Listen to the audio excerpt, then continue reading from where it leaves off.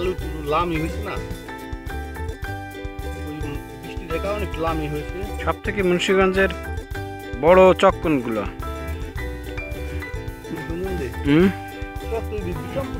মনে করেন বড় চোখ চক না, এই শেষ যেখানে কি কোনো বড় চক আছে নাকি?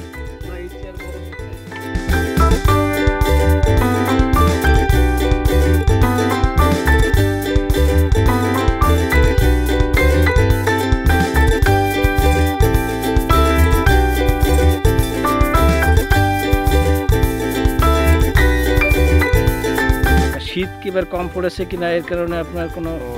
শীত তো 2-3 দিন ধরে পড়তে থাকে। মুন্সিগঞ্জের মধ্যে এই বিলে আর কি আলু ভালো হয়। আমি তো মনে করেন 1,80,000 2 লক্ষ টাকার মতো খরচ। আচ্ছা, কিন্তু আল্লাহ দিয়া গেলে লাভ হয় 20,000-15,000 টাকা। এখন পর্যন্ত আলুর অবস্থা খুব ভালো, আল্লাহ দিলে পজিশনও ভালো, গাছও ভালো। এটা বোঝা যাবে আর কিছুদিন পরে। কারণ আল্লাহর মধ্যে ভালো, গাছের পজিশন ভালো, আমাদের সব ক্ষেত্রে কোনো সমস্যা নাই, পজিশন ভালো আছে। তো হলো সব হলো ওষুধের ভিতরে, ওষুধ টাইম মতন দিতে পারলে মনে ক্ষেতের অবস্থা ভালো হইব, আবার গাছও ভালো হইব, ফলনও ভালো হইব। এই ওষুধ মানে একটু দেওয়ার জন্য একটু লেট করে হ্যাঁ খেতে ধরা পড়ে। আপনারা কি আশা করতেছেন এবার আপনি একটা নিতে কত মন আলু হতে পারে?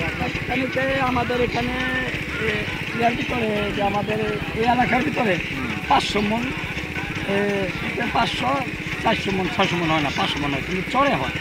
আর চরে আপনার 600-700 মন কানিত হয় চরে। মুন্সিগঞ্জে আপনার আলুটার বিখ্যাত কি কারণে? মুন্সিগঞ্জে আলু তো প্রচুর হয়, মুন্সিগঞ্জে আলু সবচেয়ে ভালো আলু, এই জন্য মুন্সিগঞ্জ আলু বিখ্যাত। এই জন্য মুন্সিগঞ্জে আলু ভালো হয়। ভালো হয়। এটা কত আগে থেকে এই চাষের ইয়েটা? এই আলুর সৃষ্টি তো নেই, আলু যত বছর স্টার্ট হয় তত বছর আলু মুন্সিগঞ্জে আলু ভালো হয়, এই জন্য মুন্সিগঞ্জে আলুর নাম বেশি। আচ্ছা, মুন্সিগঞ্জের আলু বিখ্যাত এই বক্তব্যটা আসলে যতটা সত্য তাতে মুন্সিগঞ্জে আলু উৎপাদন বেশি হয়। আচ্ছা।